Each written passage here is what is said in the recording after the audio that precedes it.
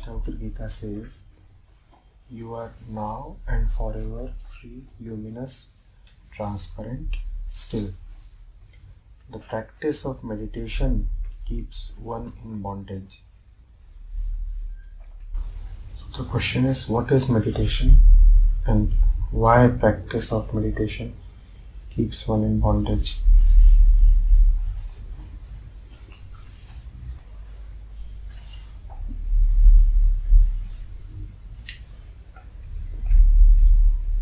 Meditativeness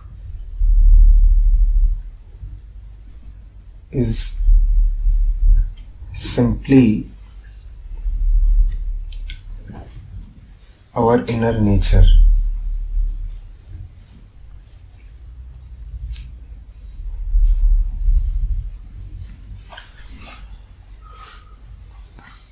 To meditate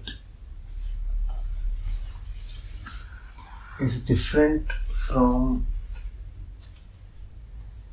any kind of mental exertion or mental activity.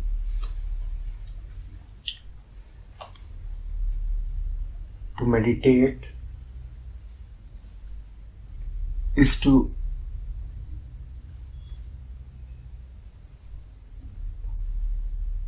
be at a point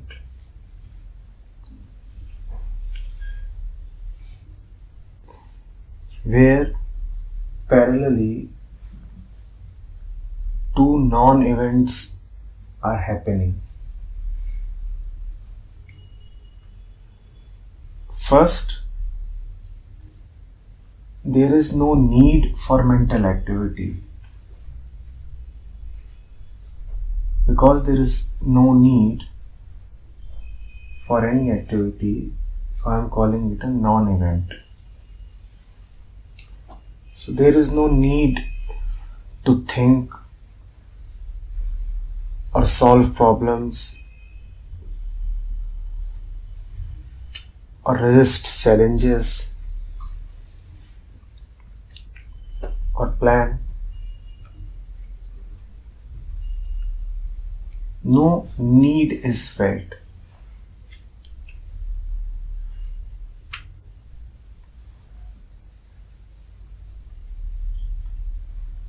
And secondly, parallelly,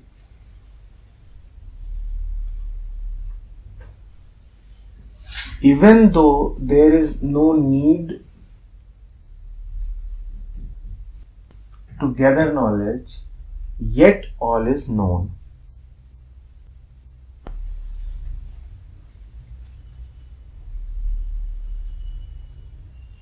Most of the knowledge that we have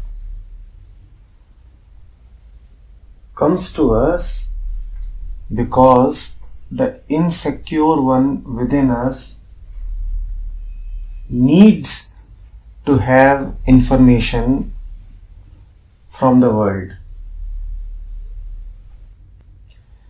That is the reason why we seek knowledge. There is a feeling of incompleteness and the possibility of some loss if that knowledge is not there. Something would be reduced, something would be diminished within me if I do not have this knowledge. That is the reason why we chase and store knowledge.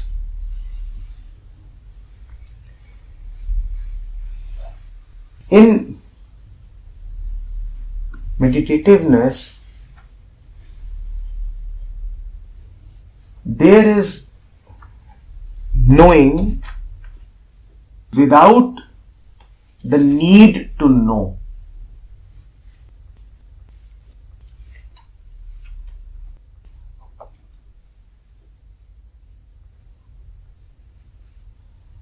Obviously, this knowing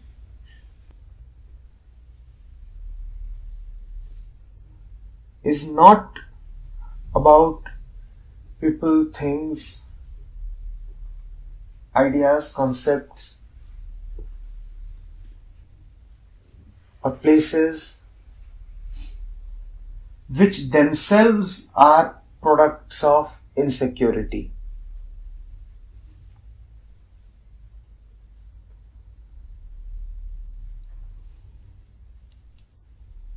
In the great security of meditativeness, there is a great realization of what? Surely not of that which itself is a product of insecurity.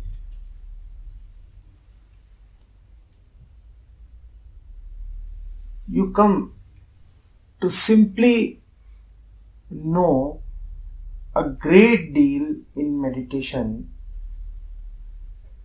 But what do you come to know? Do you come to know about the politics of the country, of the economic situation, of what is happening in the neighbor's house? Of all the things that man's mind has erected? No, none of that. Because whatever man's mind has erected, it has done so as a response to the various challenges, the various threats to its body and ego. That is what we have usually called as advancement. So that is not what you just come to know of in meditation. Remember, in meditation, firstly, there is no need to know. Secondly, all is known without the need to know it.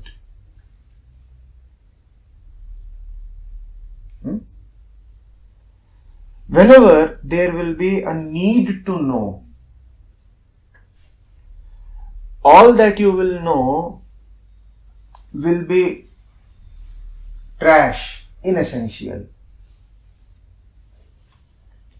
Whatever knowledge will come to you out of your own will, your own desire and pursuit, will be worthless.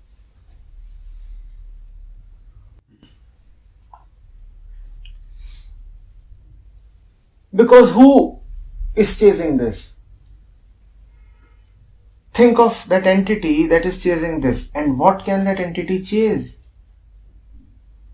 The entity that is chasing this is itself a product of a feeling of inferiority, which it seeks to treat through accumulation of knowledge.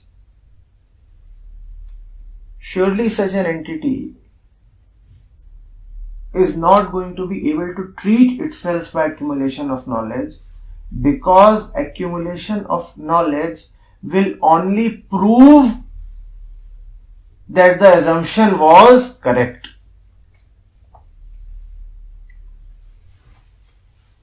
One thinks himself to be sick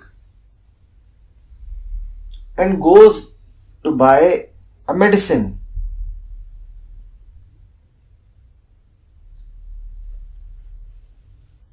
And if the medicines are given to him, if he is able to get medicines of his choice, that is not going to rid him out of the assumption that he is sick. In fact, if a sick one comes to you and you tell him to take a few medicines, you have cemented the thought within him that he was indeed sick.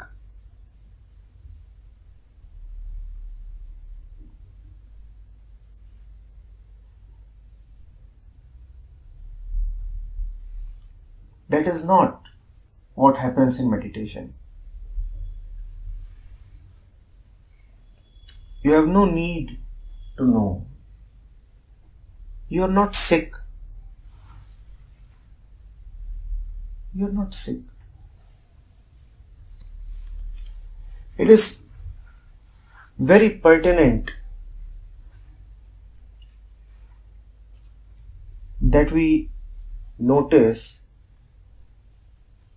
that how much of our need to know simply arises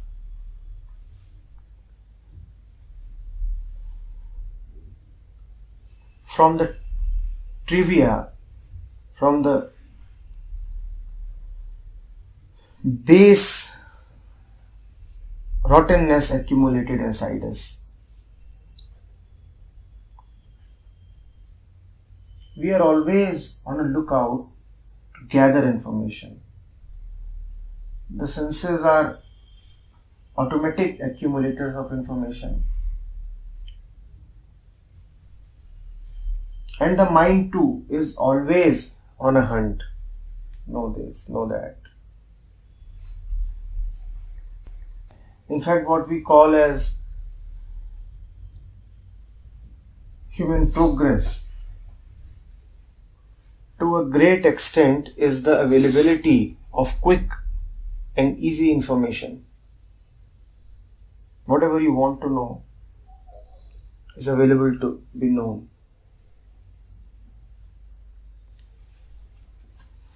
But at the same time, it becomes very important to know from where is the urge for that knowledge coming.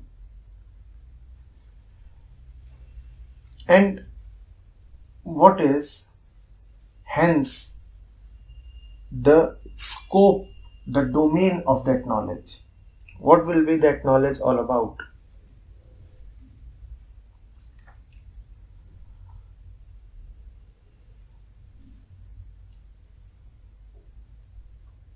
Because the urge comes from thought, hence all the knowledge that can be gathered in the so-called normal thinking process will only be about the product of thought. You can have lots of knowledge about what material is like, what the universe is like. Today you can go to the internet and come to know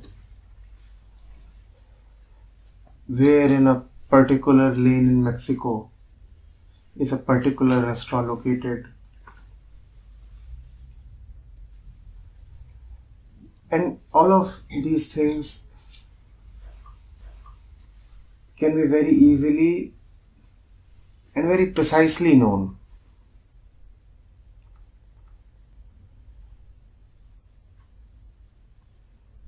But these things, even if they tell us a lot about the world, will never carry us to the underlying mystery of the world.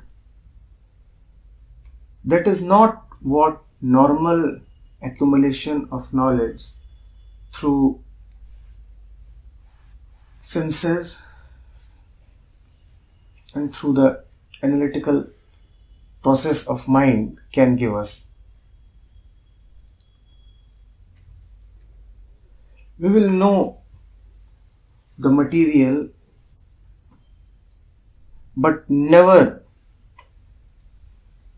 the subtle origin of material.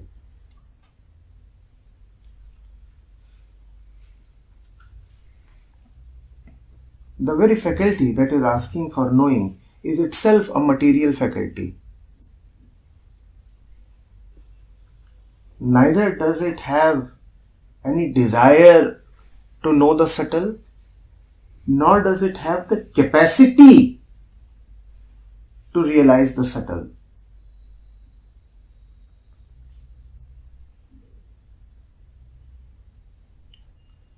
So all that we will be filled with is gross, and more grossness. And what is gross is not beautiful, and what is gross is devoid, as we said, of its subtle roots, its subtle origins. So it's not really true, neither beautiful nor true.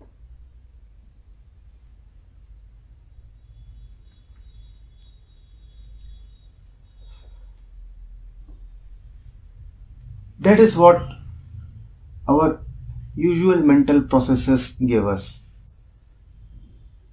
Information, knowledge, and conclusions that are just material and gross. And they leave us craving for more. No knowledge is ever sufficient. You want more knowledge. So there is grossness, and there is a craving for more of this grossness. No coming to a stop, no stillness, and hence no peace.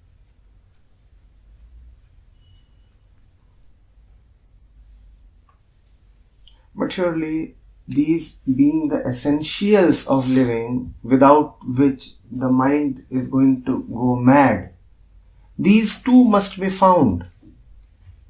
Beauty, truth, stillness, peace.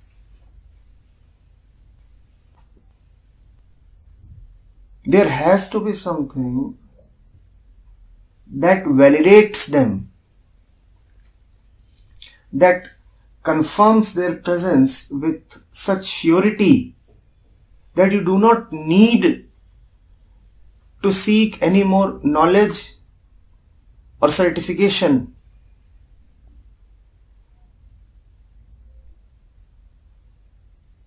A final stamp of their isness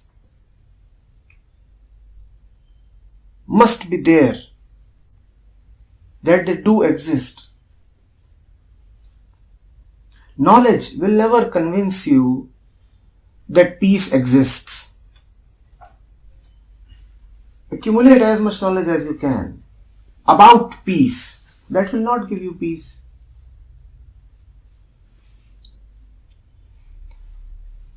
Read as much as you want to about beauty. That will not fill your heart up with the realization of beauty.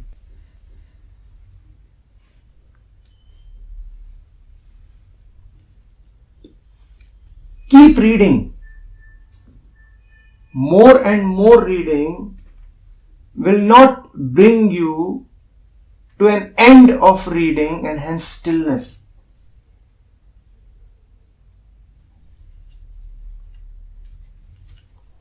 Knowledge fails there. It so miserably fails that after a point, all it can say is that I have failed.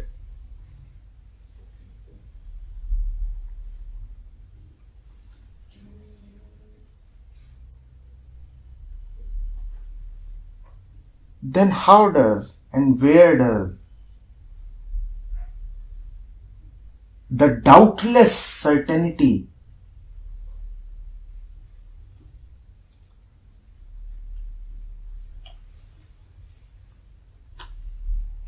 about all that which makes life worth living come from?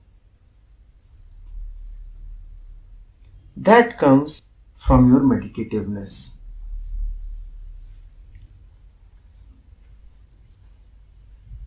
And because that comes from meditativeness, it is not at all external. Unlike knowledge, which is always external. Always external and hence always prone to doubt. Whatever has been told to you by an external agency will never become your lifeblood.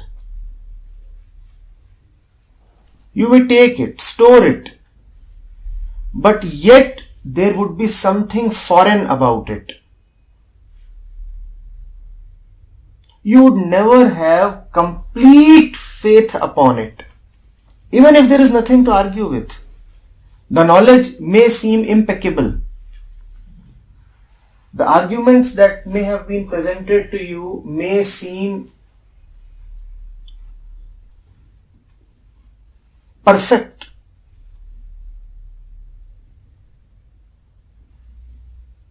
The logic behind everything may seem inviolable, and yet you will find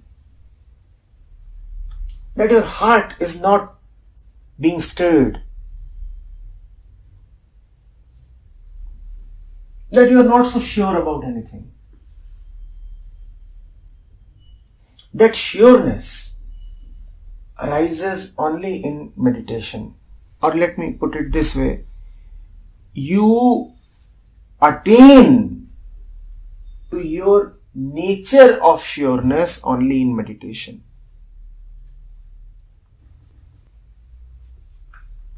And then something magical happens there. Knowledge-less knowing, which is so very difficult for a non-meditative mind to believe. You walk without legs, you fly without wings, you speak without knowledge. Have you ever spoken without knowledge? Only in meditation does that happen. It is like flying without wings. It is the ultimate magic. You love without reason.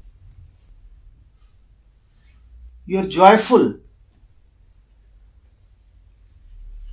without looking for profit.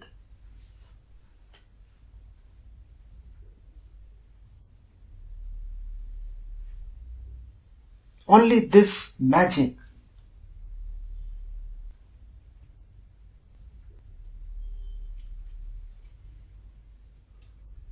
makes life worth it. Otherwise, there is no point dragging on and on.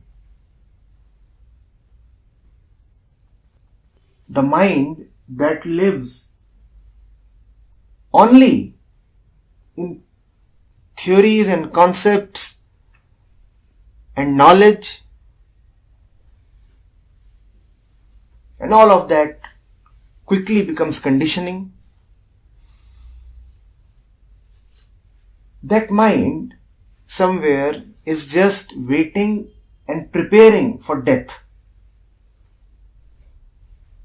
Because life is then just a burden. You are carrying so much load upon the head without a moment of rest. It's like working so hard without even getting paid. There's only agony and more agony. Going on living, working hard to feed the body, thinking so much to protect yourself, and getting not even a drop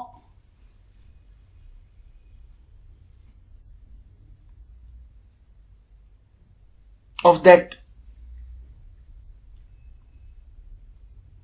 divine nectar which can make you forget all your tiredness. So tired day in and tired day out, like a bonded labor, working without remuneration.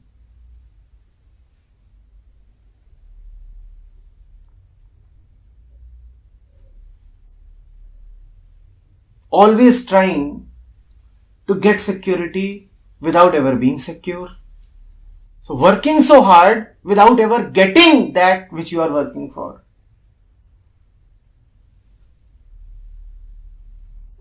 Always desperate for love without ever getting love. So always desperate and never contented.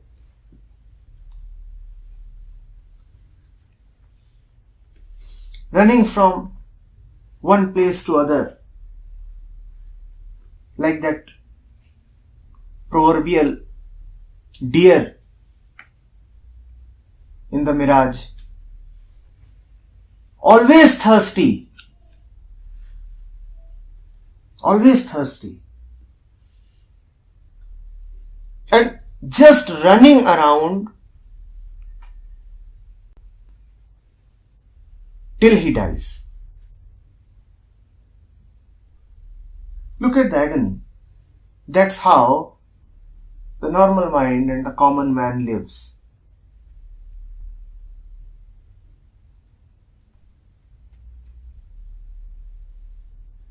Like the thirsty deer. Hoping that the next promise of water will indeed materialize and quench his thirst. And it never materializes. You just keep running from here to there without ever reaching anywhere where you can stop. Stopping never happens.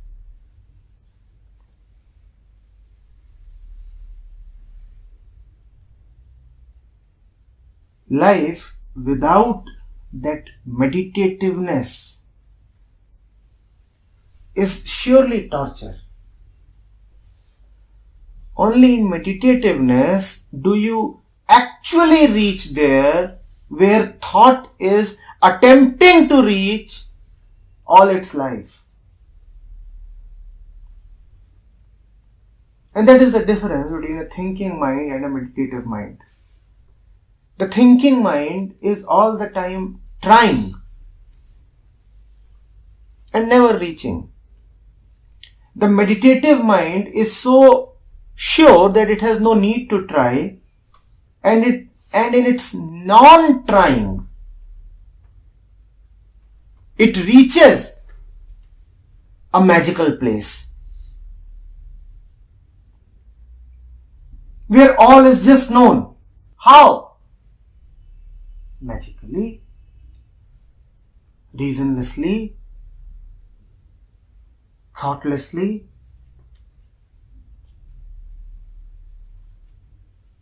That cannot be explained.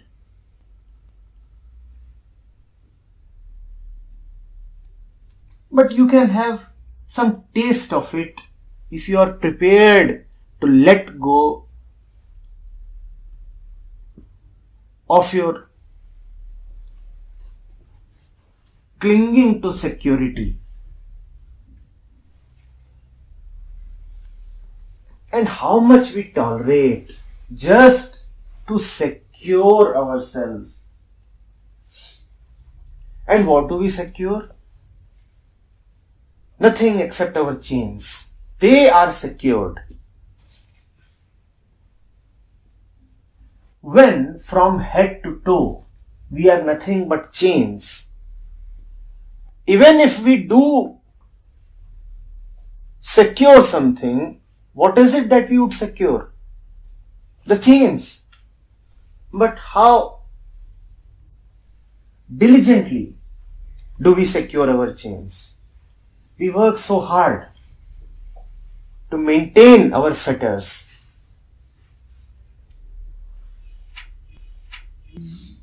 The man has worked his entire life to build his own prison. There are some who save their entire life to dig their own graves and ensure that the graves are gold plated maybe, or air conditioned. You never know.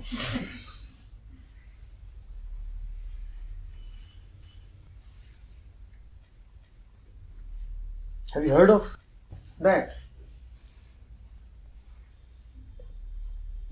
So,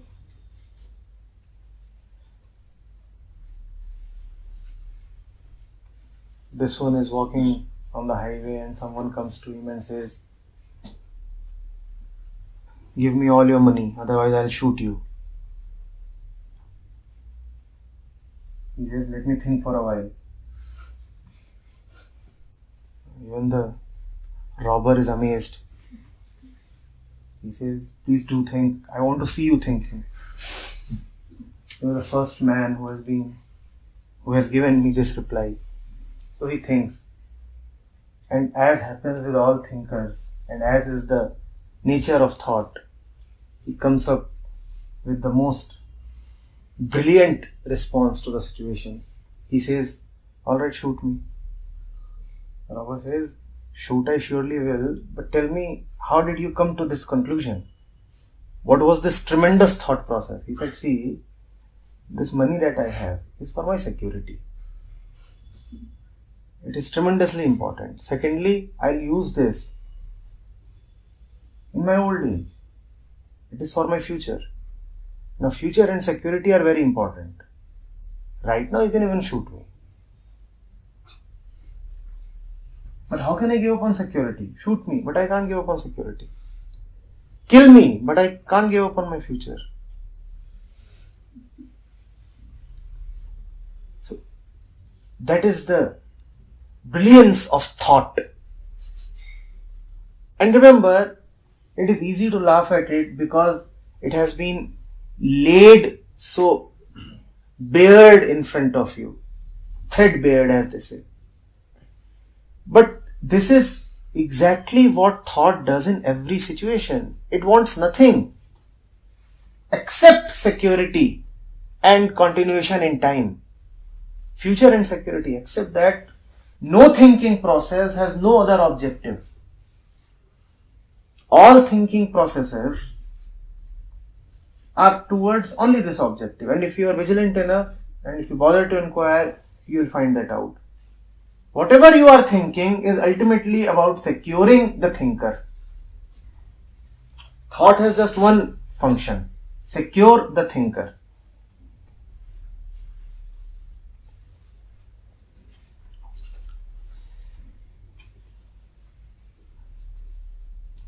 The thinker by definition is insecure.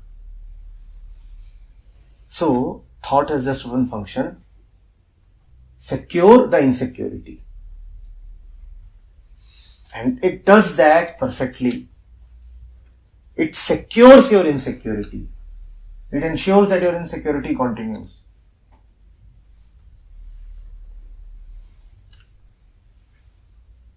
Meditation is far beyond all this stupidity.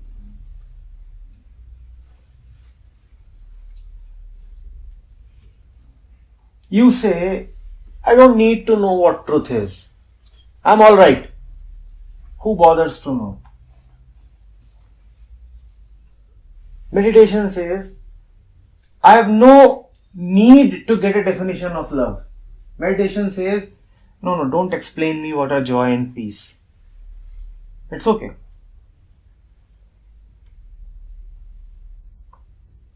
My memory is fairly poor. I don't need to load it. Even if you tell me, I'll forget very soon. So it's all right. I'm okay. There is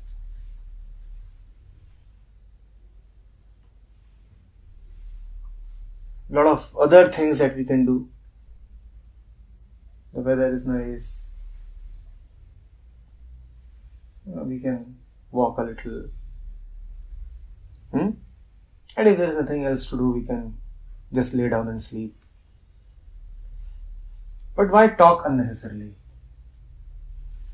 What is this futile exchange of words? Like armies exchange bullets. Why?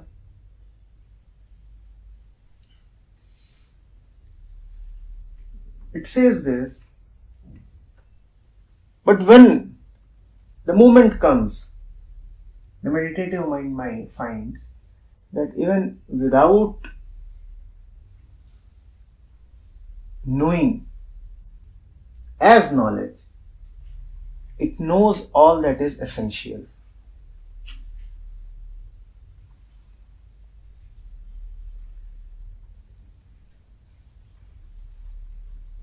It knows without knowledge, so much so that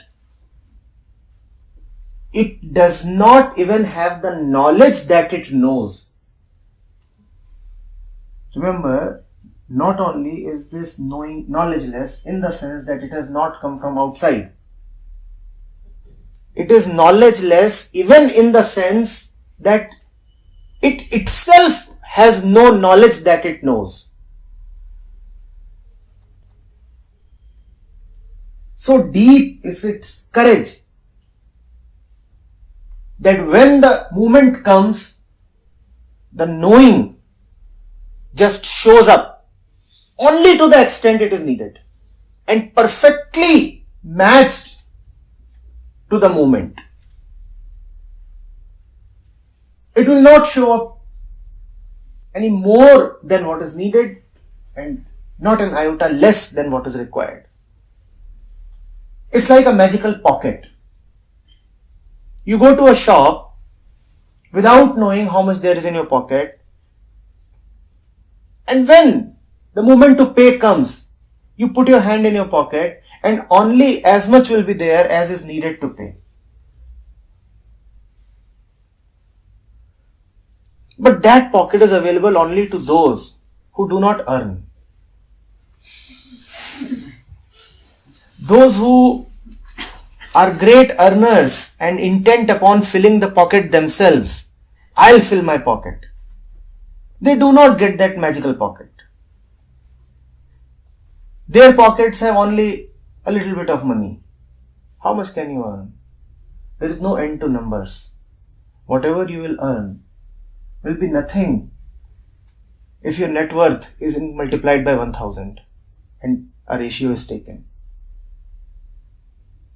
You may have 1000 rupees, multiply that by another 1000 and take the ratio. You have nothing. You may have $1 trillion, divide that by $1 trillion and you have nothing. It's all comparative. In the thinking mind, there is anyway nothing except knowing by associating, knowing in a relative sense, knowing in a dualistic sense. So whatever we earn is anyway always insufficient. The magical pocket gives to you whatever you want without even you knowing that that much exists in your pocket. But for that, there are a few conditions. Conditions, first one has already been stated, are: one, you should not have earned it. It should not have come from outside. Second, you will not decide to pick the challenges. You will be choiceless.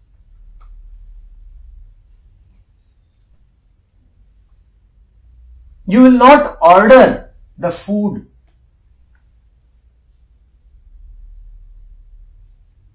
depending on the money you have.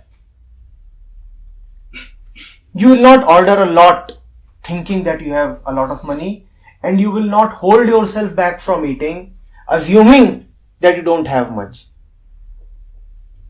You will order exactly as much as is needed. If you need a lot, order a lot. And if you don't need a lot, don't order a lot. And you will get a sumptuous meal and you will eat to your heart's content, and then fearlessly you will put your hand in the pocket and you will get the money. For this you require a lot of faith. Otherwise, you will keep wondering even while having your dinner that I might need to wash these utensils after eating. I am eating all this all right, but who knows when I put my hand in the pocket whether that amount will be available or not. You need to have absolute faith.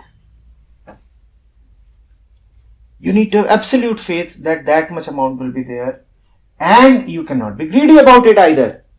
You cannot say that, alright, because anyway it is going to be available, so let me order twice the quantity that I need and also have something packed to show off elsewhere.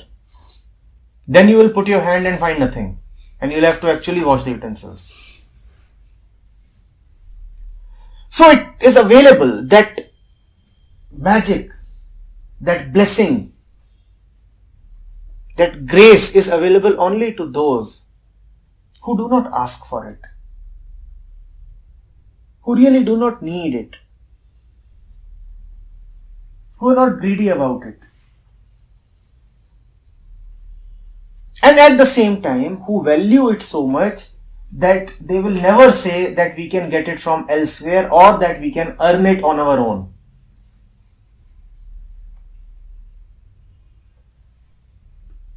And see, all of these are functions of thoughts. Thought acts exactly in these ways. I can earn on it my own. I can know. I can distribute it to others. I can get it from others. I can check what I know. All these are typical characteristics of thought. When these are not there, then where you are is called meditation.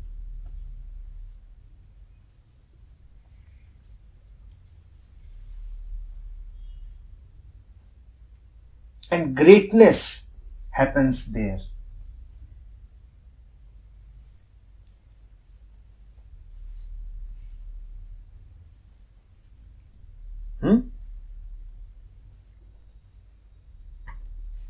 It is difficult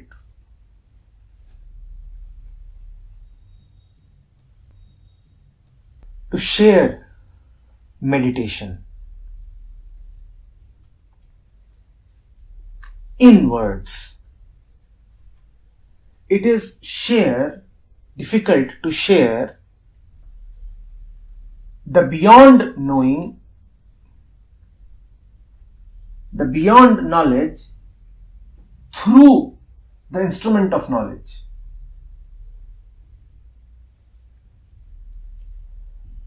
So meditation cannot really be explained through words.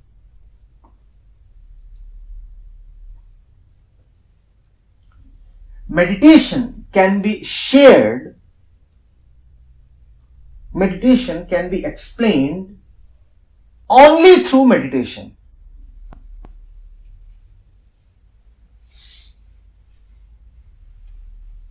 Only through meditation.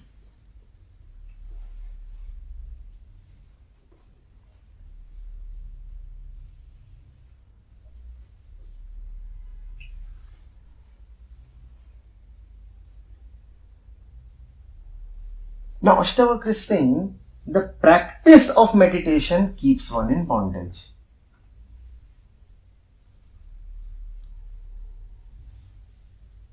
Why is he saying that?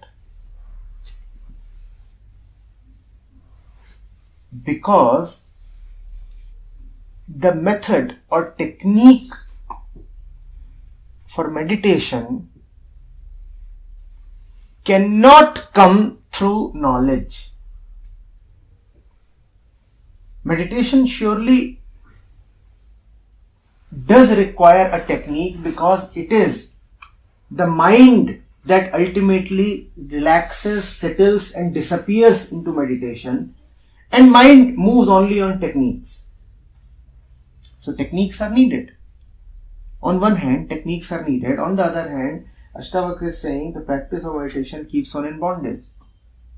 What is this contradiction? The contradiction is that the technique For meditation, two can be known only in meditation.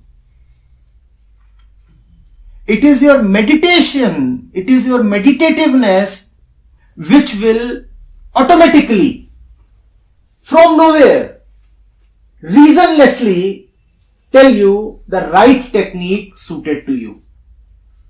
And that technique cannot come from anywhere else. No book can tell it to you.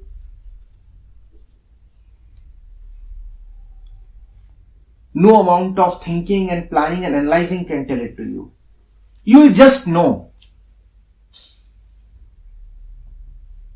When you are meditative, then you will also know how to live in a meditative way. And this living in a meditative way, this itself is the technique for meditation. You will know whom to talk to. You will know what to read. You will know whom to avoid and whom to come close to. You will simply know. The technique itself opens up when you are there. Otherwise, the technique will not be known to you. Otherwise, you have all these borrowed practices of meditation which are of very little help. Understand it this way. What is happening here right now? We are talking about meditation, but even these words about meditation will be meaningful to you only if you are meditative. Only in your meditativeness can you understand these words about meditation. Then what is the significance of these words if I already have to be meditative? Well, it is the words that are bringing you to meditation. And where are these words coming from? They are coming from meditation itself. Then what is the source of all this? Meditate and you will know.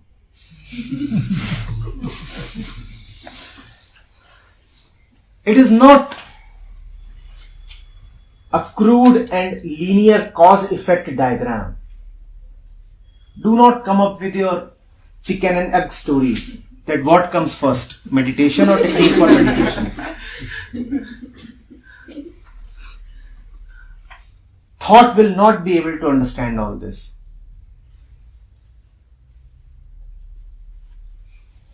You understand what I say because you are meditative. And you are meditative because I say what I say. What comes first? Meditate.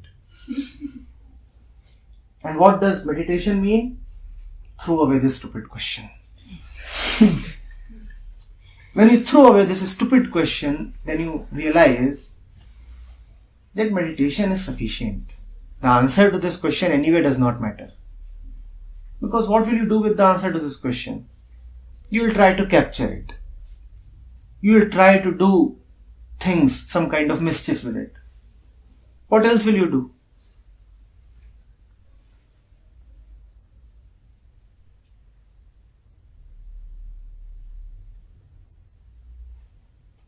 Getting it? Ashtavakra is very right in saying that practices are a great barrier towards meditation. He's saying, you are now and forever free, luminous, transparent, still. The practice of meditation keeps one in bondage. Practice of meditation means acquired knowledge about meditation. What is meditation? How to go about doing it? That will not help.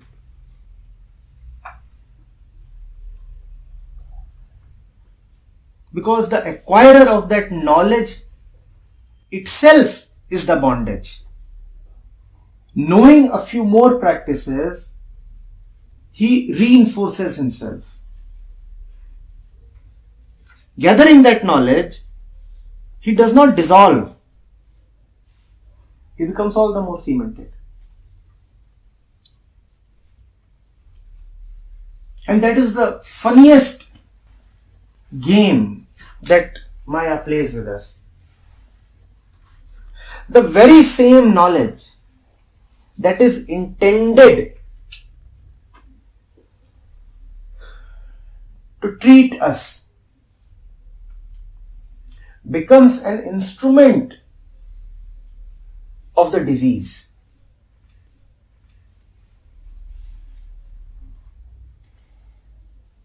It requires a bit of the special. It requires a bit of grace.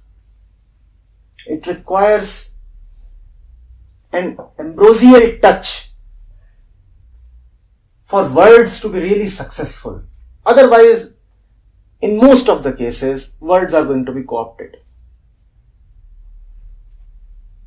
I'm not very sure whether a recording of this session will be of any use to you.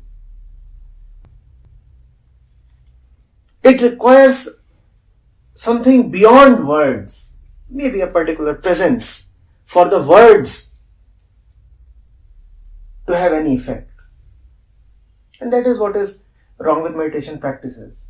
They are mere words. Things, methods expressed in words.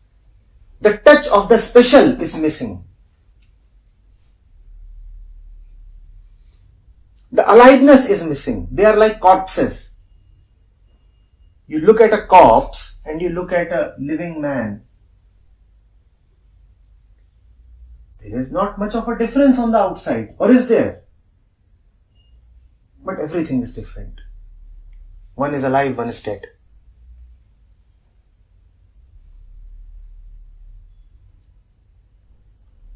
Words are co-opted, and that is what I just said is one of the funniest games of Maya. They are the very same words that are said to take care of illusions, to dissolve them. They become an agent of illusion itself.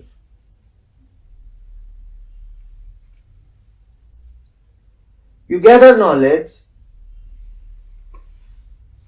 and that knowledge only makes you more cunning and clever.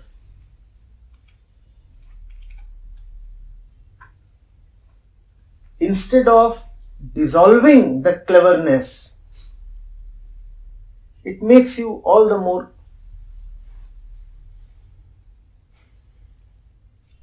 sophisticated in your cleverness, nuanced cleverness, subtle cleverness. Not the rough type of cleverness that can be easily seen, exposed, and hence dissolved.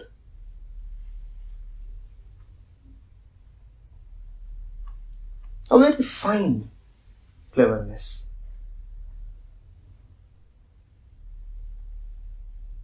Ashtavakra is advising the practice of meditation keeps one in bondage. Yes.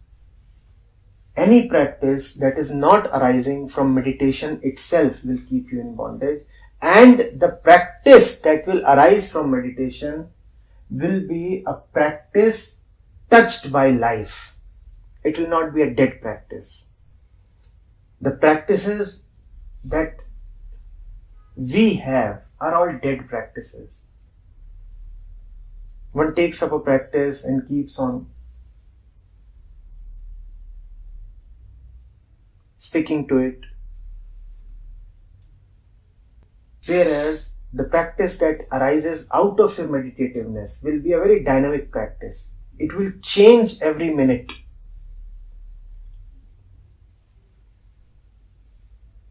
Because life is a fresh movement every minute. The flow is not the same as it was a few seconds back.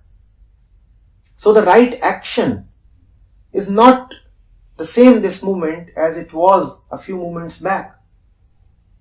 Hence, the meditation method for this moment must be different from what it was. Kindly understand two things in this regard. One, you need meditation every moment.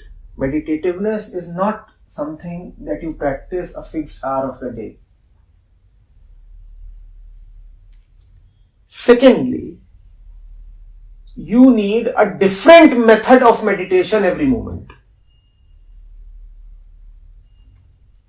Your so-called conventional wisdom and gurus go against both of these. First of all, they have confined meditation to one of the activities of the day. Just like you have many other activities confined to their own time slots. Similarly, meditation too is an activity confined to its own time slot. No, meditation cannot be that. It has to be continuous. It has to be like breathing. Continuous. So first, meditation has to be continuous. Second, the meditation technique, the method, the practice has to be very, very dynamic and flexible. You cannot keep employing the same method from morning till evening. It has to be so dynamic that nothing can be said about it. It has to be so flexible that it is a universal set. It involves every possible action that there can be. So walking is meditation, eating is meditation, talking is meditation, sleeping is meditation, running is meditation. Anger is meditation. Meditation is the universal set of whatever you do.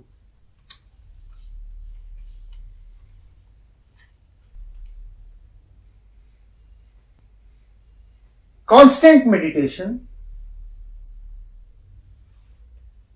unhindered, unflinching, still and stable core. And from that, a lively flow, an alive flow of the right response to the moment. This right response itself is the meditation technique.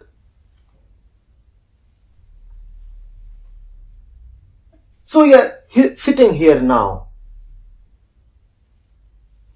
and you're just sitting, listening. This is your meditation technique right now. What do you think? My words are benefiting you? No, it is your sitting that is important. If you could sit like this, exactly like this, even without my words, then my words are simply not needed. I am redundant. It is your sitting that is important. I am repeating, I may not be there. You may find that this place is vacant. But even then,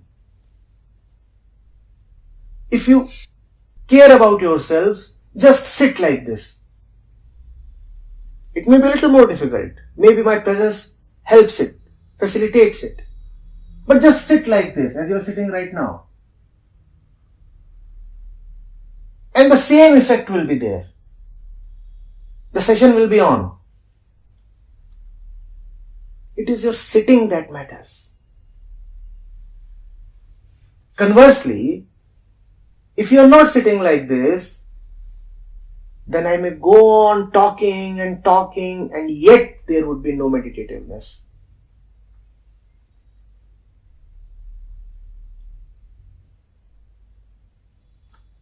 So what is happening? Your right response is the meditation technique. There is a particular moment and you are doing what is right at that moment, and that is meditation. Someone knocks the door and attentively you open the door. That is the meditation technique for that moment. As simple as that.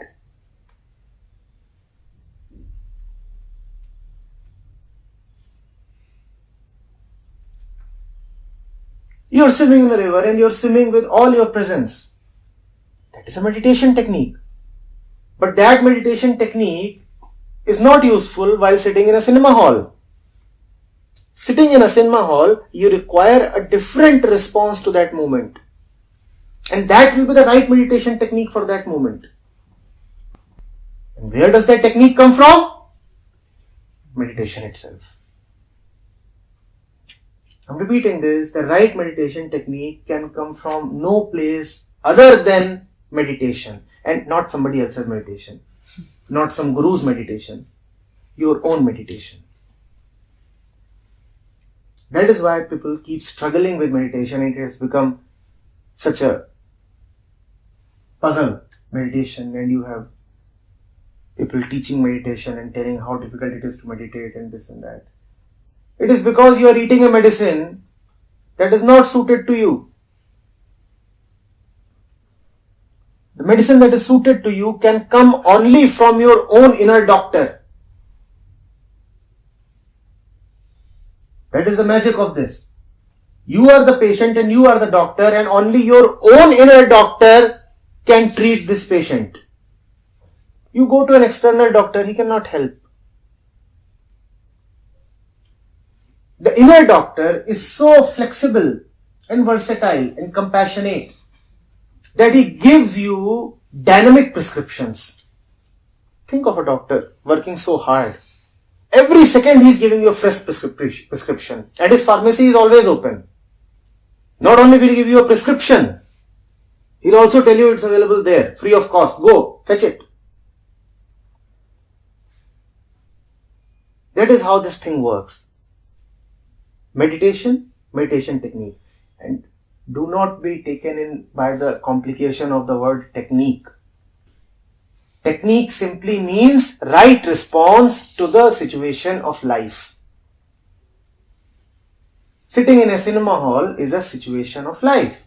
What to do there is the meditation technique. Somebody comes and abuses you. It's a life situation. What response should emanate is the meditation technique. It is as simple as this, and as difficult for the ego as this. Because in all this, there is no place for any kind of planning, cleverness or manipulation. You have to surrender to the doctor. There is no place for your own knowledge that I went somewhere and read this. Doctor, I have read on the internet that these are the new medicines. The doctor will refuse to talk. You are so clever. You go and treat yourself. Only when you just sit silent and say, I don't even need any medicine. Doctor, you are so beautiful. Your presence is enough. Then the doctor starts treating you. It's a strange thing about meditation and about life. When you say, I don't want anything, then suddenly the immensity of the unknown opens up to you. It's a little unjust, no? Those who don't want anything get everything. And those who are craving to get, just get the craving. And more of it, yes, of course. You want more, you'll get more. What? Craving.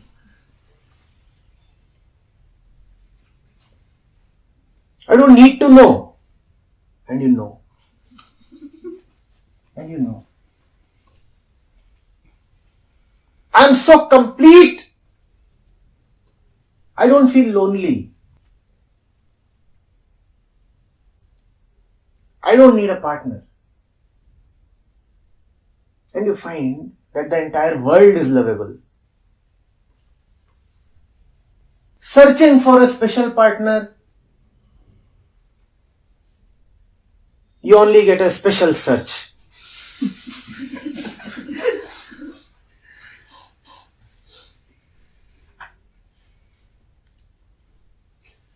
You get it when you are not demanding it.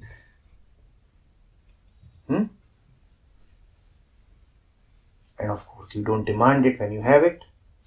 So what comes first? Chicken or the egg? Just meditate. Don't engage yourself in silly questions. So then, is there any difference between attention and meditation?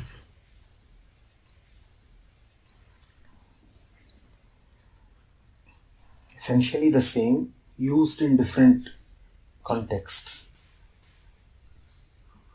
When dealing with the world in a meditative state, you are said to be in attention.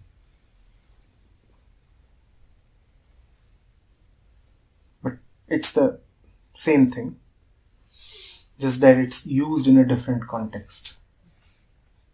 In general, when you use the word meditation, you mean being centered.